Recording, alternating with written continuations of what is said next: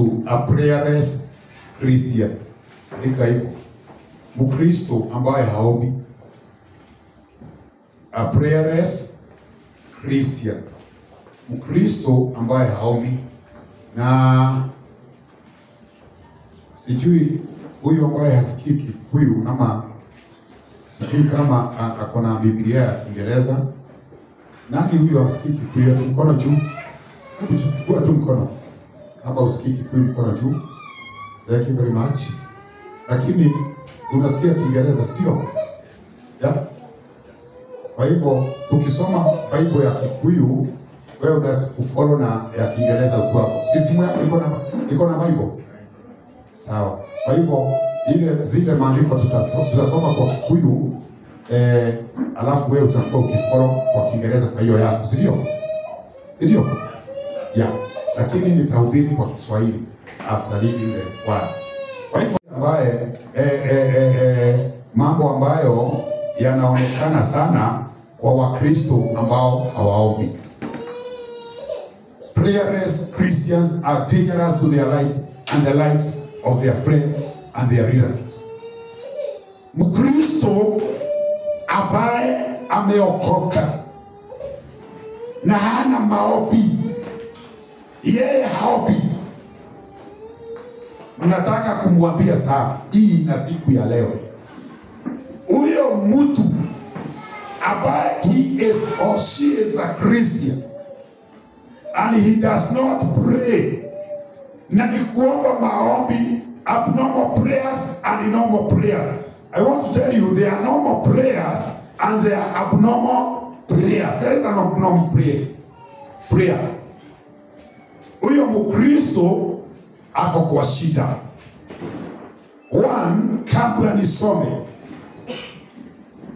Kabla nisome, ninataka kukuonyesha hatari ya Mkristo ambaye haombi. Nataka kukuonyesha hatari iliyoko ya Mkristo ambaye ana udhaifu ya kuomba. Ile hatari anaendea na hawezi jua. You can't understand it. One, ukiwa Mkristo ambaye haombi, you become spiritually weak. Ukiwa wewe ni Mkristo ambaye huombi, kiroho unakuwa bure. Why? Because you have no connection. Because you have no connections with the source of power. Because prayer connects you with the source of power, who is God. Kwa hivyo kama wewe huombi, nguvu za Mungu haziwezi kukuja kwako. Haleluya. Utakuwa mtu ambaye ni Mkristiano, lakini wewe uko bure sana kiroho. Huna nguvu za Mungu, huwezi kusimama vizuri, kiroho yako iko chini na mambo mengi inakukuta unashindwa.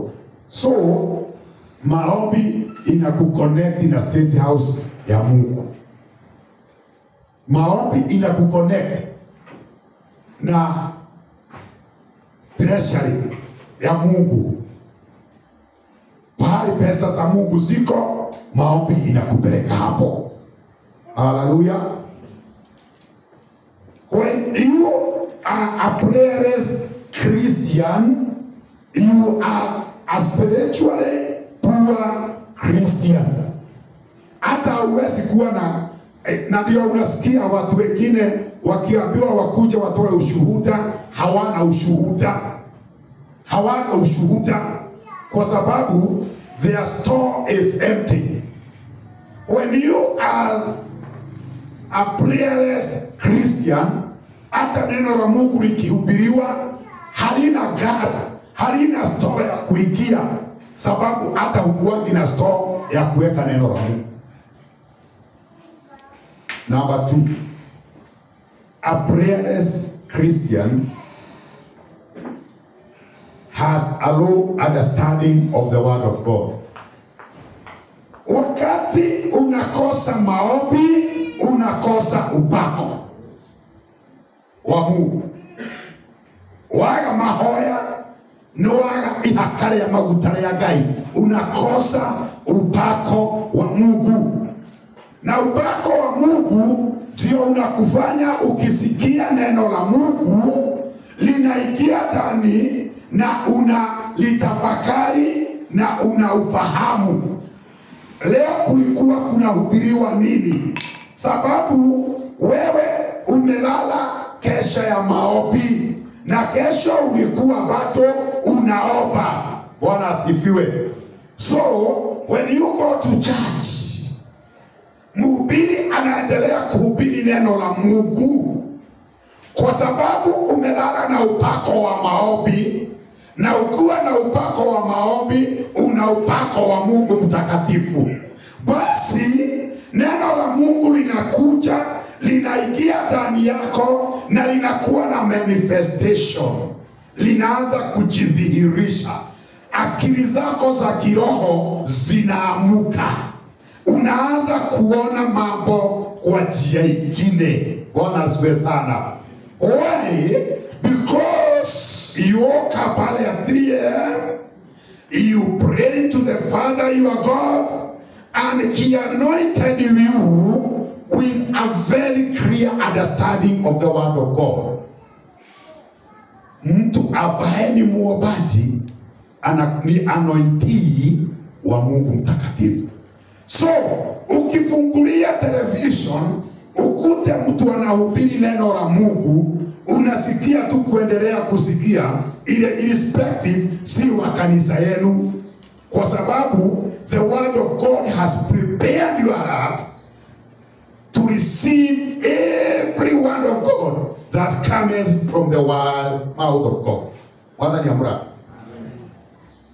So once you become a prayerless Christian, you get low understanding of the word of God.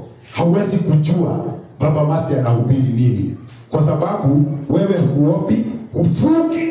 Hata ufungi, huoni haja ya kukaribia Mungu kwa njia ya kufunga, ni kukura. You cannot skip breakfast so that you pray. You cannot even skip lunch to pray. You cannot skip sleep. Useme sitalala, nitalala maombi. Tukiitana kesha, huwezi kukuja. Lakini wakati umelala usiku, uwito uende kazi, unaenda. Lakini kesha huwezi kuja. A prayerless Christian is a very lazy Christian. Very lazy. Ni watu wachovu. Number 3. Anakuwa na kitu kinaitwa na kwa kizungu vulnerability. Vulnerability ni kusema ile weakness ambayo huyu mtu anakuwa nayo inatumiwa na shetani. Bwana asifiwe sana. Anakuwa na vulnerability kusema yeye anaweza kushikwa na shetani haraka. Yani anaweza kuanguka kwa majaribu haraka, hata anaweza kunenewa na shetani akutusi, kwa sababu ile weakness ambayo akonaye shetani anaweza kuitumia na kutumia utendee wengine mabaya.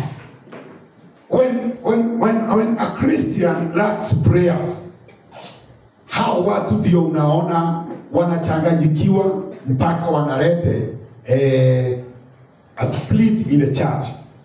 Kanisa inaanza kukatika. Tunaanza kukatika.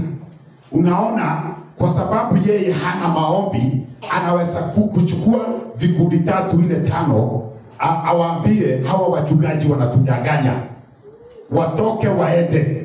Unakuwa tunakuwa na rebellious church. Hiyo inaongozwa na watu ambao hawaombi.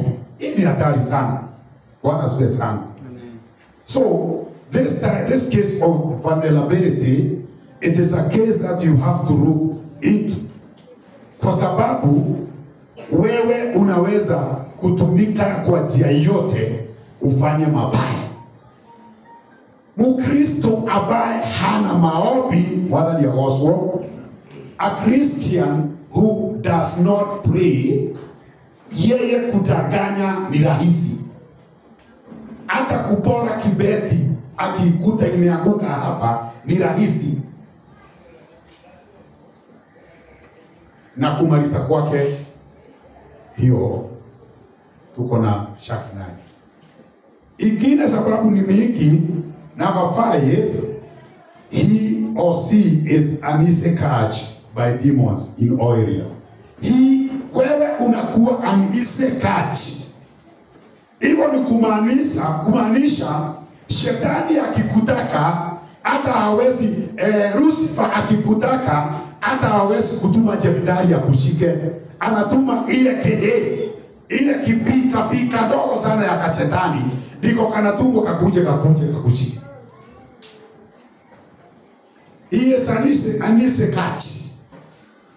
Shetani akitaka uende ukasini, pia ufanye uasherati, anakutumia kademoni kadogo tu ka uasherati.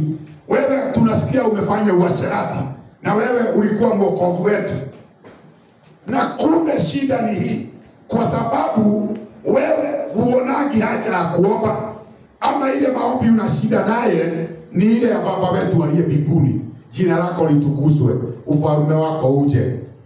Hiyo tu ndio unajua, na unaanza kuitetea wewe ni muombaji. Ama ile maombi unaomba, Baba ninakushukuru kwa sababu saa hii niko na nguvu, umetupatia chakula, ninaenda kulala, Baba asante sana. Unaenda kwa miregeti tu. Shetani anakutumia message, a very light message. Kichwa yako inaharibika na shetani zinaanza kukuweka pini. Unaanza kutukana watu, umeanza masengenyo katika plot ambayo unakaa, hakuna amani. Everything wrong that appears in your area, wewe unakuwa the first suspect. The first suspect ni wewe, na umeokoka kwa sababu wewe huna face. You are not secure. You have no God. Hakuna malaika wanakulinda.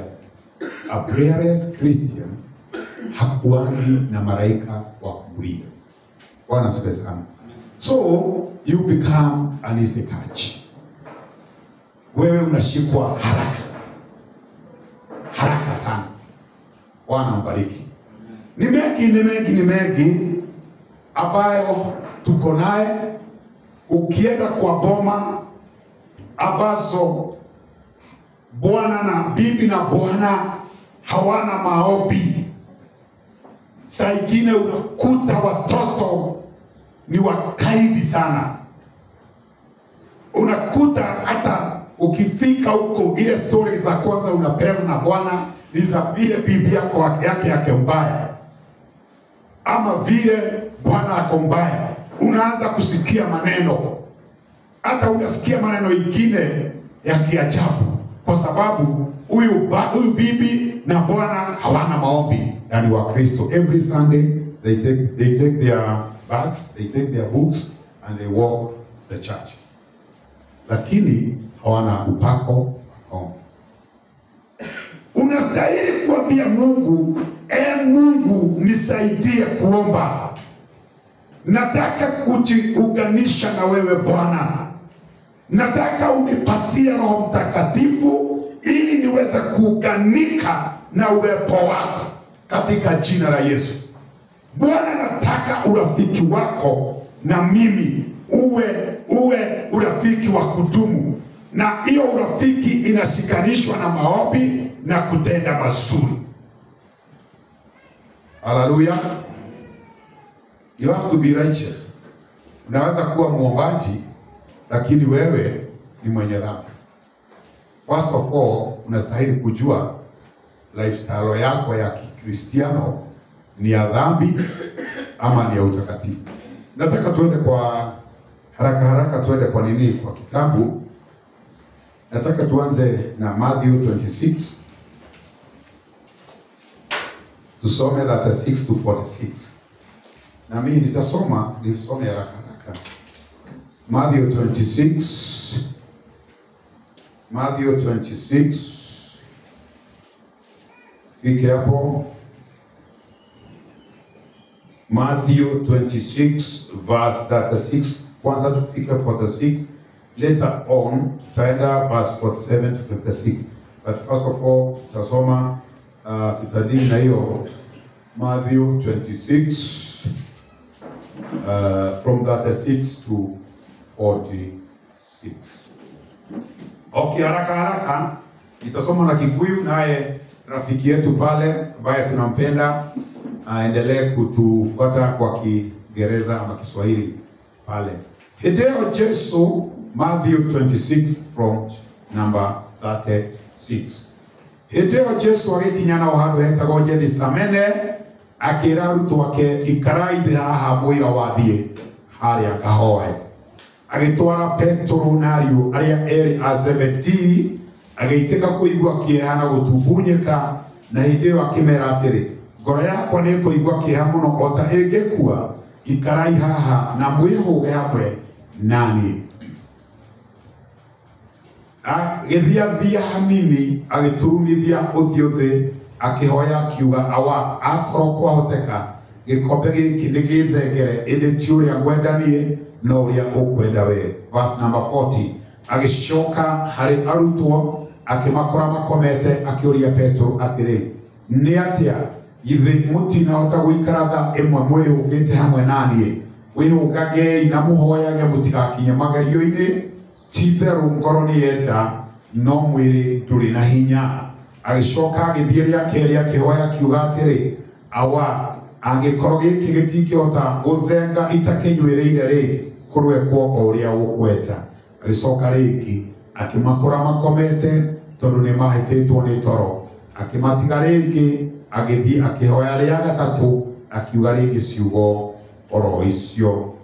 Ndĩyo agĩcoka harĩ arutwo akĩmera atĩrĩ, komai rĩu mũkĩhurũke atĩrĩrĩ, hingo nĩ nginyu na mũrũ wa mũndũ nĩekũneanwo moko-inĩ ma andũ ehia. Rai tũthiĩ, onei ũrĩa ũkũngunyanĩra arĩ hakuhĩ. Bwana asifiwe sana. Yesu Kristo, sababu yeye alikuwa amejua siri ya maombi, alikataa kuwa a prayerless leader, a prayerless savior. Alikataa. Na ile connection akiwa hapa duniani ambayo alikuwa anafanya connection yake na Mungu kupitia maombi. Hallelujah. Sasa wakati alipofunuliwa na Mungu ya kwamba sana wakati imefika ili aende akasulubishwe, ateswe na watu hapa duniani wenye dhambi, kisha auawe, akaangalia myo mzigo, akaona ni kubwa sana ambayo iko mbele yake. Yeye akakata kauli ya kuomba vizuri. Yes, Yesu alikuwa muombaji. Na yeye alikuwa analala kujua milima akiomba. Alikuwa analala kwa majangwani, alikuwa analala vichakani akiomba. Lakini he decided to have an abnormal prayer. Bwana asifiwe sana. Akasema wakati mwingine mimi naomba, lakini sasa ile goli iko, ile shida iko, inastahili niombe isiyo maombi ya kawaida. Akawachukua wale mitume watatu, akaenda na wao katika kabustani kalikuwa kanaitwa Gethsemane. Akawaacha kwa sababu hakuwa anataka kusaidiwa hiyo maombi na mtu. Because he was the one to be glorified, he was the one to go all through those problems and troubles. Hizo zote alikuwa apitie peke yake. Kwa hivyo he did not want any interruption. Akaenda mahali peke yake ili aombe vizuri. Sijui kama wewe inafika wakati unasema nitaomba vizuri. Akaomba Mungu, akamwambia ile shida iko mbele yangu ni kubwa, na ningeomba uniondolee hii shida. Hiyo ndio kikombe, that is the cup he is referring. Ya kwamba uniotolee kikombe. Lakini akasema sio kupenda kwangu, ni wewe upende. Mapenzi yako yatendeke. Akaendelea, akaomba 1 hour. Akaenda akakuta wale mitume wamelala. Akawaambia, kwa nini mimi naenda kuomba maombi ya uchungu hivi wakati shida iko mbele yetu, na nyinyi you are so prayerless, ni kulala mnalala? Akawaambia, roho yangu inasikia kwenda kupigana, inasikia kushinda, inasikia kuendelea, lakini udhaifu wa mwili ni mwingi. Lakini akasema nitaenda niombe tena. Akawacha akaenda kuomba maombi mengine. Those 3 prayerless people, Peter, John and James, walikuwa pale. Walipoachwa wakalala. Bwana tupe sana. Ukiendelea hapo chini utasikia ile mazao walizaa. Ile mazao yalizaliwa na Petro kwa sababu yeye hakuwa na maombi. Utasikia saa hii. Yesu alienda safari 3 akaomba. Ni vizuri hata sisi wachungaji tuwe na maombi, kwa sababu kunafika wakati shida inakuwa kubwa, na sio wakati wote unastahili kuwa hata unakuwa na maombi ili ya kupapasa. Maombi ya mpapaso, maombi ya mpapaso. Wacha niombe. Kuna wakati ya kuomba na kuna wakati ya kuomba vizuri. Haleluya. Kuri hinda ya kuhoya na ni kuri hinda ya kuhoya wega. Yesu akawauliza, tukiwa na shida kubwa hivi, Peter, kwa nini unalala? John, why don't you pray? James, why are you so lazy in prayer? Mnajua ninaenda kuuawa, na ninyi mnaweza kuuawa hapo, anampata shida. Mimi nikienda kuomba na nyinyi mnalala, kwa sababu ndani yao hawakuwa na maombi. Lazima uombe Mungu, umwambie akuweke maombi. Bwana asifiwe sana. Namba 47. Sasa tuendelee. Sasa tuendelee kusoma verse number 47. Na rĩrĩ oakiaragia Judas yagiukore wari 12 magiukana andu gikundi kinene mari na hiu na andu atona moimete kuri athĩnjĩri Ngai aria nene na athuri a kĩrĩndĩ. Na rĩrĩ ucio wamukunyanĩire ni amahete akimenyithia kamera uria ndirimumunya ucio niwe mumunyite. Agĩgĩthiĩ o rĩmwe kuri Jesu akĩmũria atĩrĩ, ũkĩrĩ mũhoro Rabii? Agĩkĩmũmumunya. Nake Jesu akĩmwĩra, mũrata wakwa, ĩka ũrĩa wakũrehe. Nao magĩũka kuri Jesu makĩmũtwarĩria moko makĩmũnyita. Na rĩrĩ mũndũ ũmwe wa arĩa marĩ na Jesu agĩtambũrũkia guoko, agĩcomora rũhiũ rwake agĩtema ngombo ya mũthĩnjĩri Ngai ũrĩa mũnene akĩmĩtinia gũtũ. Hĩndĩ ĩyo Jesu akĩmwĩra, cokia rũhiũ rwaku handũ haruo, nĩgũkorwo andũ arĩa othe moyaga rũhiũ nĩ makaniinwo na rũhiũ. Kana ũgwĩciria atĩ ndingĩhota kũhoya wa nake andũmĩre o rĩu araika aingĩ gũkĩra mbũtũ 12? No rĩrĩ kũngĩgĩkwo ũguo-rĩ, gwakĩhingio atĩa ũrĩa maandĩko moigire atĩ maũndũ maya no mũhaka makinye? O thaa ĩyo Jesu akĩũria kĩrĩndĩ kĩu atĩrĩ, akamũgĩũkĩte na hiũ na ndoto mamũnyite kadĩ mũtunyani? Ndatindaga o mũthenya hekarũ-inĩ ngĩrutana na mũtinyite? Ĩndĩ wothe wekĩka nĩgetha maũndũ marĩa maandĩkĩtwo nĩ anabii mahingio. Hĩndĩ ĩyo arutwo othe makĩmũtiga makĩũra. Mwathani agocwo. Bwana asifiwe sana. Sasa wakati mateso yalipoingia na shida ikamkuba Yesu, wale mitume wote sasa walikuwa pale.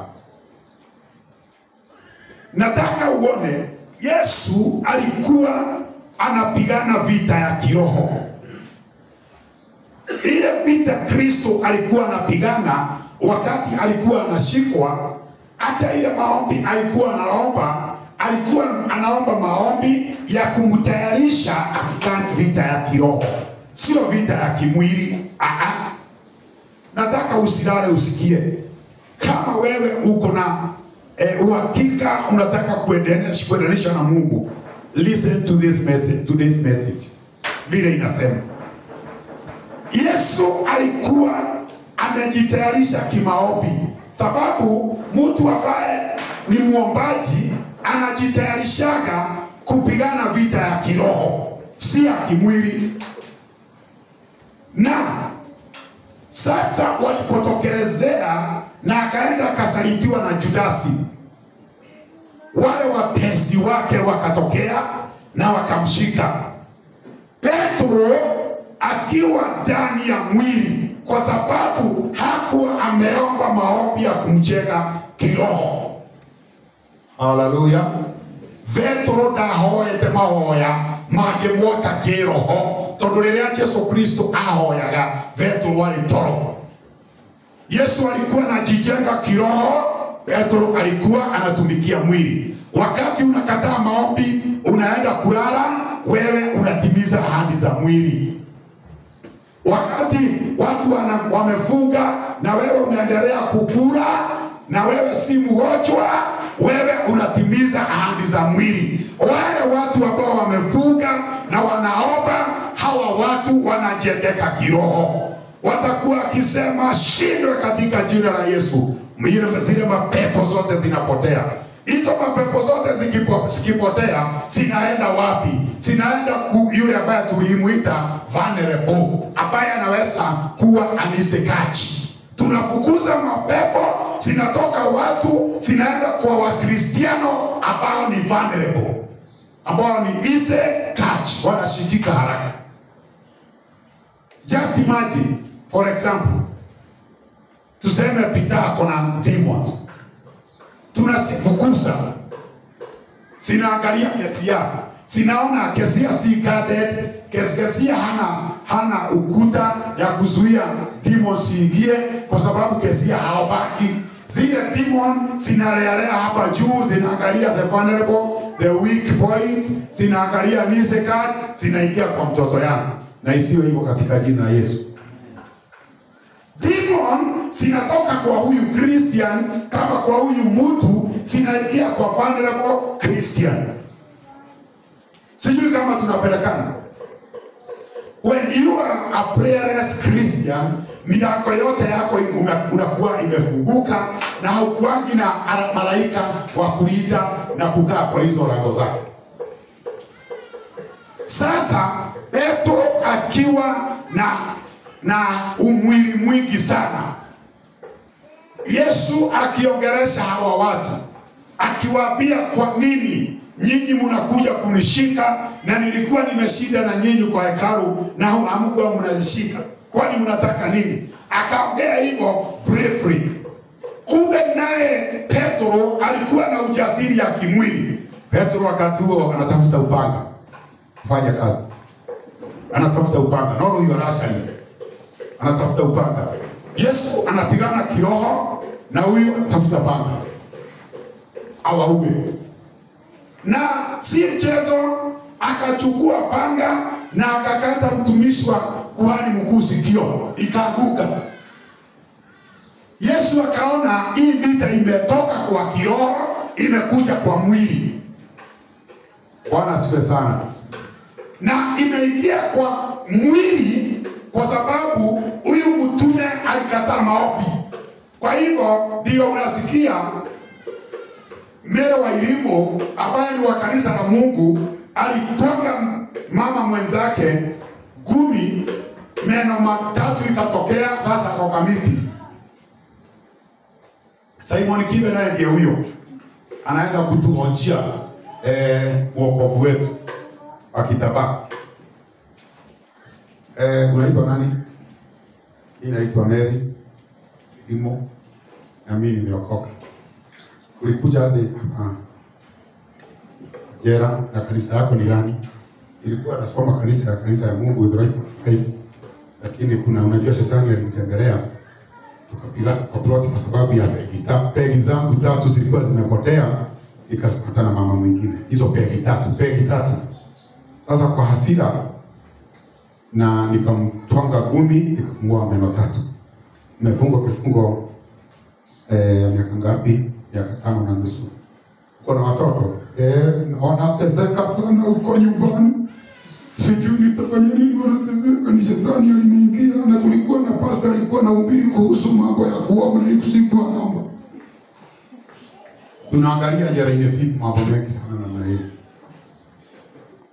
Ujumbe kwa wale watu wengine, waombe sana wasije wakakuja kama hapa. Bwana asifiwe sana. Kwa sababu ulikataa maombi, haya ndio matokeo. Petro akachukua upanga, akakata sikio la mtu. Yesu akamwambia, vita hii ni vita ya kiroho. Chukua panga kwenda, ondoka. Haleluya. Na ikawa hivyo. Yesu akasema, this is my hour to be persecuted, and this has been assigned in heaven by my Father. It has to happen, and nobody can prevent it to happen. So Petro, endeleshana na mimi. Kiroho kinasema niteswe, kimwili kinasema nisiteswe. Bwana asifiwe sana. Wale watu ambao hawaombangi wanaendanga shughuli zao peke yao bila Mungu. Tuende haraka tusome andiko ingine. So here we see that a prayerless Peter acted in flesh. Mtu ambaye haombi, nilikwambia kukutukana ni rahisi. Hata ukibeba a Christian ambaye hana maombi, hana connection na Mungu, njoo na ile gari yako, uwe uliweka ngiri hapo, ukitoka utauliza hiyo ngiri ilienda wapi? Nani alichukua? Na kabla ingie kwa gari mlitoania ushuru. Usiku Mungu anakutokelezea, anakuambia iliibwa na huyu. Nataka tusome 2 Kings chapter 6. 2 Kings chapter 6 verse 8 to 17.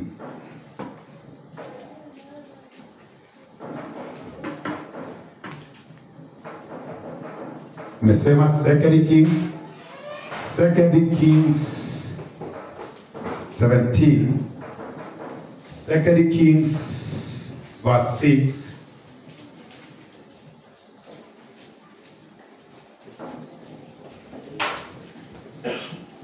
Naenda kumalizia.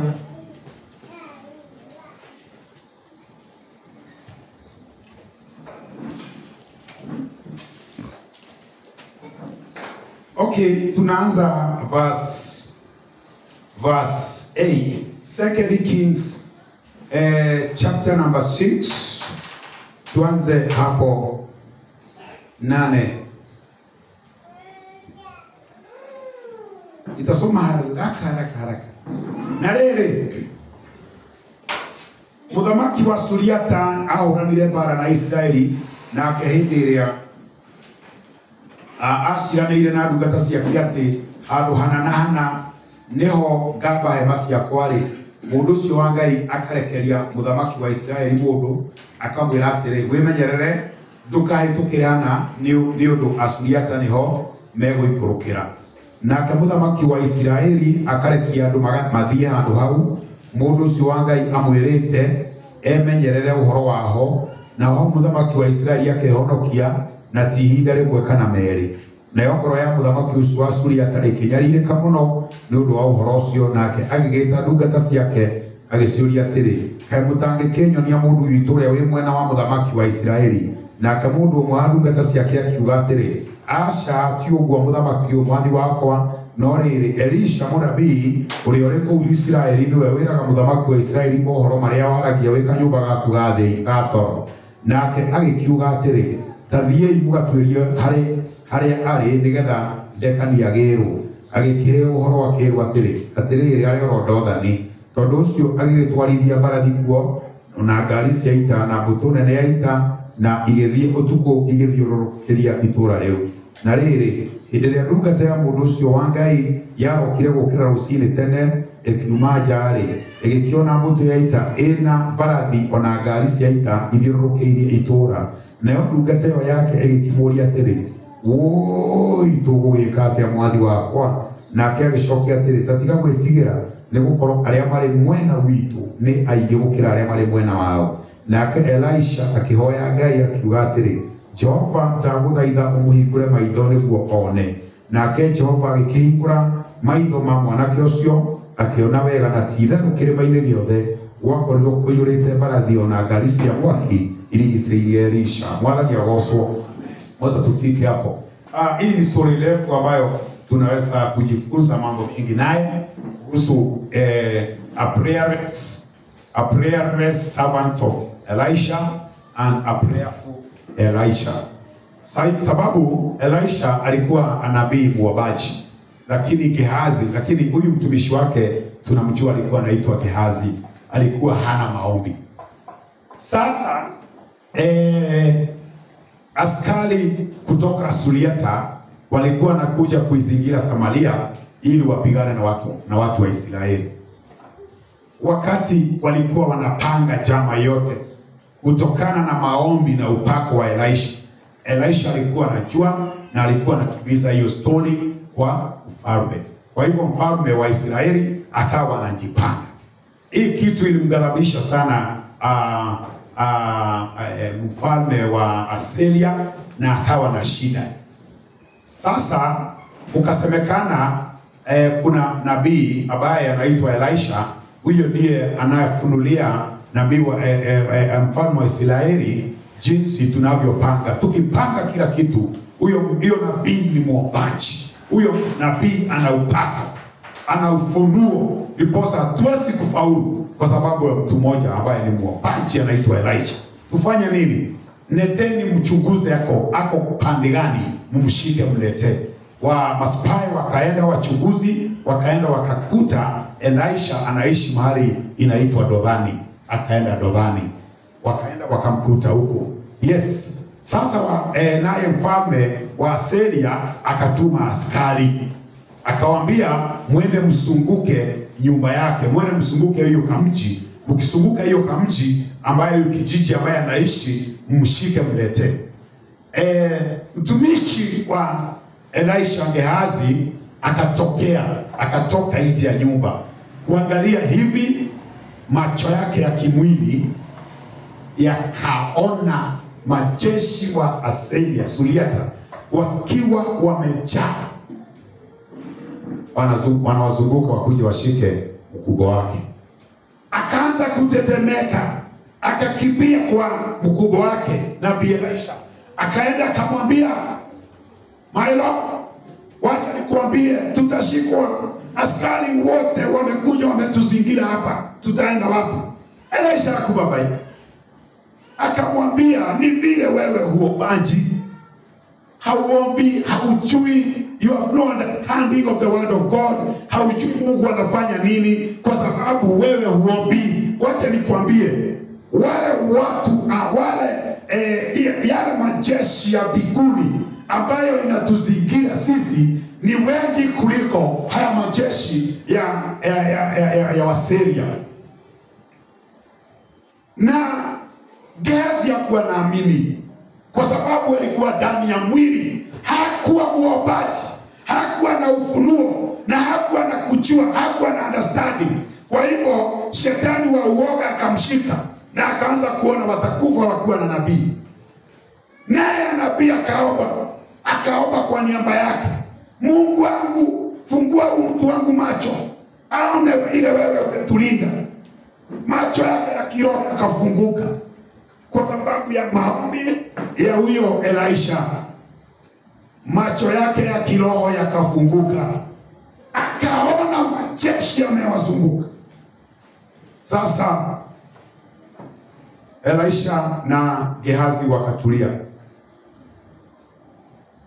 Elisha akaomba maombi ya pili, akasema, Bwana wapige na upofu, piga wajeshi wote na upofu. Wakapigwa na upofu. Elisha akaenda kwao. Mlikuwa mnaenda wapi? Mlikuwa tunaenda Samaria. Kuja ni twende. Yani in short, aliwapeleka mpaka kwa mfalme wa Israeli. Na wao walipatiwa chakula na wakarudishwa kwao. Bwana siwe sana. Nataka kuambia hivi, yule anasumbua mwenye anaomba, anakuwa mzigo. A prayerless Christian is a burden to a prayerful Christian. Anakuwa mzigo. Bibi ambaye haombi, hana maombi mazuri, yeye anakuwa mzigo kwa bwanake. Bwana ambaye hana maombi, yeye anakuwa mzigo kwa bibi yake. Watoto ambao hawaombi wanakuwa ni mzigo kwa wazazi wao. Haleluya. Sijui kama tunapelekana vizuri. Ukiweka biashara na mwokovu ambaye haombi, hiyo biashara mtafunga kwa sababu yake. Kwa sababu kama mtauza leo, hamtauza leo, atakwambia sasa hii inastahili tufunge. Lakini wewe kwa kiroho unaona mambo mazuri sana pale mbele. Wewe ukiona mwangaza, yeye anaona giza. A prayerless Christian sees darkness. Sijui kama tunastahili kuendelea sana. Sasa umeshashi. Gehazi alikuwa anasumbuliwa, anamsumbua Elisha. Hata mnakumbuka wakati Naamani alipoponywa ukoma. Gehazi alimezea zile vitu mate sana, zile mazawadi. Na alikuwa ameambiwa, wewe hizo wacha. Lakini kwa sababu hakuwa amejijenga kiroho, tamaa ya mwili ilikuwa kwa mali ya dunia. Gaida kimuradime. Bwana asifiwe sana. Wachungaji ambao hawana maombi hawawezi kufikisha kanisa kwa Mungu, because adui atasabaratisha hiyo kanisa haraka sana. Bwana asifiwe sana. A prayerless Christian is a dangerous person. Ukiwa na rafiki ambaye haombi na hana maombi, huyo rafiki ni hatari. Bwana asifiwe sana. Huyo rafiki anakuwa hatari. A prayerless Christian is a dangerous. A prayerless husband is very dangerous to his wife. A prayerless wife is very dangerous to her husband. Munene. A prayerless teacher hawezi kufaulu. Nasikia barua za transfer ukicheza zitakuwa zikikuja tu. Unapelekwa mahali pale pakavu. You have to ground yourself. You have to ground yourself with prayers whenever you start. Ile kazi unafanya, baada umeajiriwa, kuwa muombaji ili uwe well grounded there. Na uwe na ufanishi. Bwana mbariki. Nataka tusome the last one. Hiyo tutaendelea kama tuna mambo mingi. We are dealing, or we are working on a topic called a prayerless Christian. A prayerless Christian. Sasa nataka tukimbie 2 Kings chapter 2. 2 Kings chapter 2 hapo verse 1. 2 Kings chapter 2 verse 1 inasema hivi. 2 Kings chapter 2 verse 1 inasema hivi. Na gugikinya atiri atindire Jehova asirire kuoya Elijah amutwara iguru na undu wa kihukanio kia rũhuho-rĩ, Elijah ucio ni guthie mathiaga na Elisha moimite Gilgali. Nake Elijah akira Elisha atiriri, ndaguthaitha wikarage haha ni undu Jehova ni yandeketie thie o nginya Betheli. Nake Elisha akimwira atiri, o toria Jehova turaga muoyo, ona ta uria we mwene uturaga muoyo-ri, ndingigutiga. Tondu ucio magigiikuruka magikinya Betheli. Na wandu athirito ya aria anabii, ya ariu anabii aria mari kuu Betheli makiumagara magikinya Elisha makimuria atiri, ni uramenya ati Elijah ni akuoya mwathi waku amweheria hari we umuthi atiga gucoka gugwatha. Nake akiuga atiri, ni njui inyue ta wikirirei Ningĩ Elijah akĩmwĩra atĩrĩ, Elisha, ndagũthaitha ũikarange haha nĩ ũndũ Jehova nĩandeketie thiĩ Jericho. Nake akiuga atĩrĩ, o ta ũrĩa Jehova atũũraga muoyo, ona ta ũrĩa we mwene ũtũũraga muoyo rĩ, ndingĩgũtiga. Tondũ ũcio magĩgĩthiĩ magĩkinya Jericho. Na andũ a thiritũ ya riũ anabii arĩa marĩ kũu Jericho magĩkuhĩrĩria Elisha makĩmũũria atĩrĩrĩ, nĩ ũramenya atĩ Jehova nĩekuoya mwathi waku amweherie harĩ we ũmũthĩ, atiga gũcoka gũgwatha? Nake agĩcokia atĩrĩrĩ, ĩĩ nĩ njũĩ, ta wĩkirĩrei. Bwana asifiwe sana. Haleluya. Ndirenda kuaria mũno ũhoro ũcio, sitaki kuongea sana kuhusu hiyo. Ile kitu nataka kukuambia ni kwamba Elijah alikuwa muombaji sana, lakini Elisha alikuwa hapa kwa yeye. Na ndiposa unaona, because Elijah was a prayerful servant of Elijah, ufunuo wote ambao alikuwa anafunulia, Mungu alikuwa anafunulia Elijah, Elisha alikuwa naye. Kwa hiyo lakini wakati Mungu alipotaka kumwona Elijah duniani, hakuwa anataka Elisha ajue, lakini roho wa Mungu ambaye alikuwa ndani ya Elisha, kwa sababu Elisha alikuwa muombaji, alikuwa amefunulia wale watu ambao ni waombaji, wanakuwa na ufahamu utokanao na Roho Mtakatifu. Haleluya. Sasa walipoenda, Elijah akamwambia, kaa hapa kwa sababu Mungu amenituma niende Jericho. Naye Elisha akamwambia hapana, kwa sababu yeye alikuwa anataka amuondokee aende bila kumuona.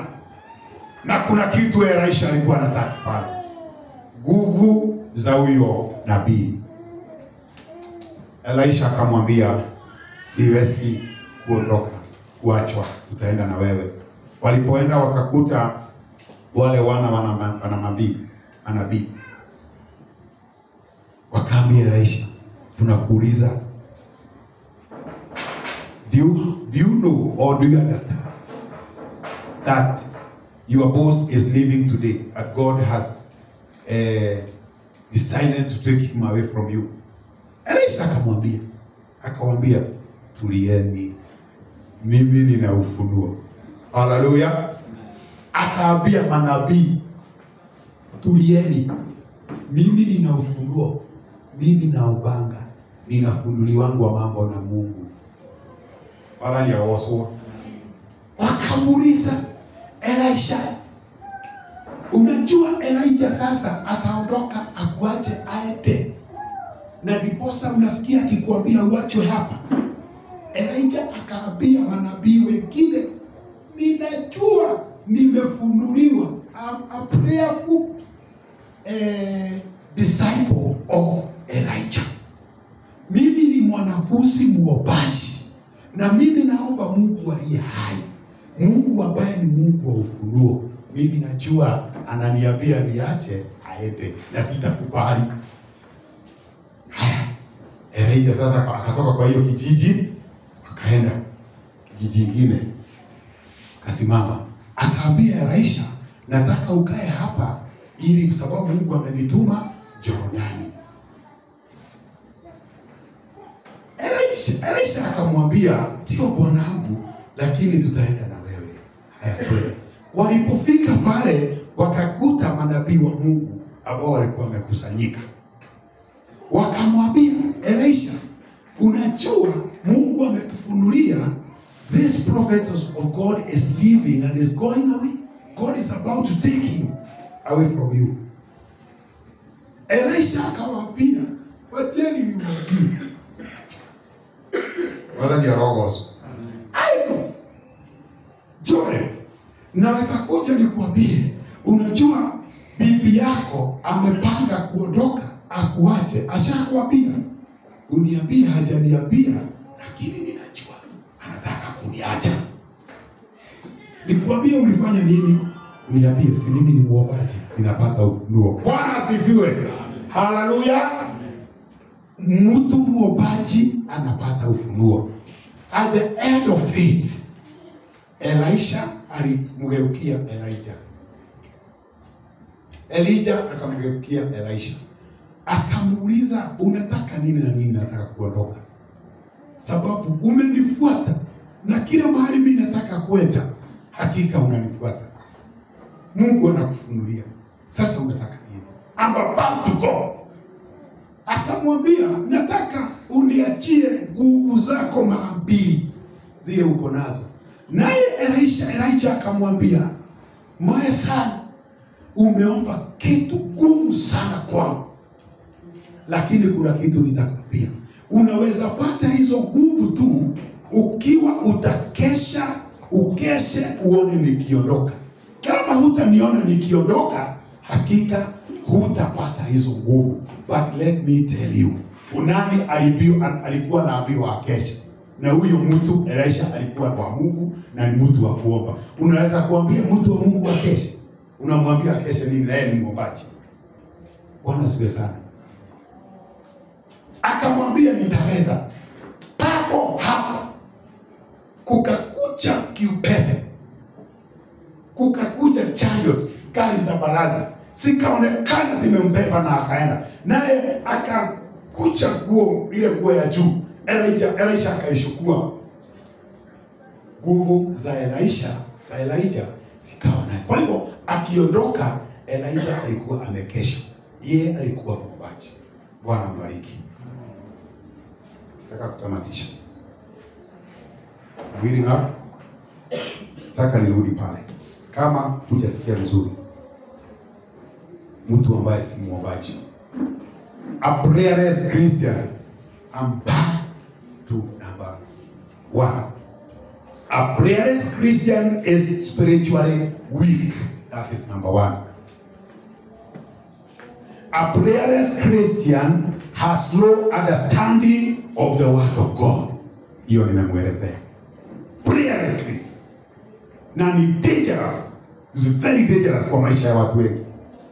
Sababu yanakuwa na unafiki. A prayerless Christian lacks knowledge of the word of God. Hana ufahamu. Yeye hana wisdom. Sababu yote inatokana na connectivity ya kimaombi, unashikana na Mungu. A prayerless Christian is vulnerable. Yeye anaweza kutenda anything. Anaweza kuongea anything evil. Anaweza kufikiria anything evil. Sababu prayers gives you a very good and protective fence. Number 5, a prayerless Christian is an easy catch. He is an easy catch. Yeye kushikwa na shetani ni rahisi sana. Shetani hawezi kutuma a giant demon ikuje ikushike ama ikusabaratishie nyumba yako. Tu demon tudogo ndicho unatumiwa kwa sababu you are vulnerable, you are weak, you don't know how the word of God says about a certain situation. So these are the factors that come out from a prayerless Christian. Mungu ambariki na mtendee mema.